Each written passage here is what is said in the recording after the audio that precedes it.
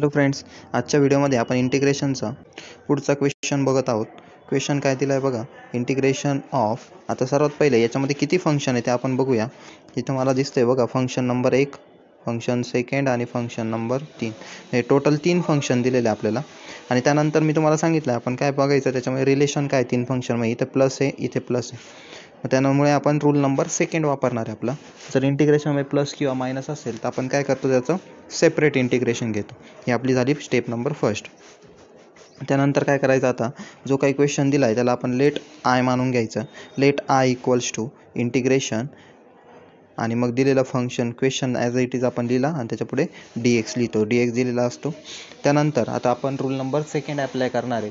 Rule number second काय सांगतो आपल्याला, जर फंक्शन प्लस किंवा मायनस असेल 2 फंक्शनमध्ये तर आपण त्याचं सेपरेट इंटिग्रेशन घेतो. काय करतो, सेपरेट इंटिग्रेशन. तर ही सेपरेट इंटिग्रेशन म्हणजे काय करतो, आपण इंटिग्रेशन साईन देतो, फंक्शन लिहितो आणि त्याच्यापुढे dx लिहितो.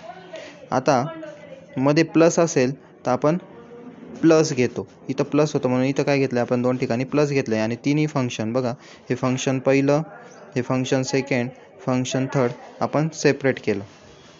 आता सेपरेट केल्यानंतर याचं आपल्याला इंटिग्रेशन घ्यायचं आहे. आता इंटिग्रेशन पहिल्या फंक्शनचं इंटिग्रेशन घेतो आहे मी, x e raise to x. याचं मी इंटिग्रेशन घेणार आहे एक्स रेस टू एनच्या फॉर्म्युलाने. काय फॉर्म्युला आपला, x raise to n. X raise to n equals to x raise to n plus 1 upon n plus 1. त्यानुसार बघा इथे काय, एन म्हणजे ई आहे, मग ई प्लस 1 आला इथे खाली ई प्लस 1 आला.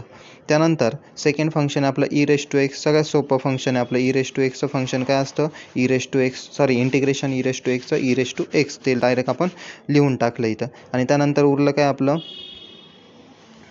आता ई रेस टू ई. आपल्याला कशाचं इंटिग्रेशन घ्यायचं आहे, ई रेस टू ईचं. आता ई रेस टू ई जे आहे तो कॉन्स्टंट टर्म आहे. मग आपला रूल नंबर 1 काय सांगतो, कॉन्स्टंट टर्म आपण बाहेर काढतो. मी इंटिग्रेशनच्या बाहेर कॉन्स्टंट टर्म काढली. इंटिग्रेशनमध्ये काय उरलं आहे, फक्त dx उरला आहे. मग आता हा जो dx आहे, तर dxचं इंटिग्रेशन काय येतं, एक्स. dxचं इंटिग्रेशन एक्स आणि e raise to e constant आहे, मग तो ई रेस टू ई तसंच constant term as it is.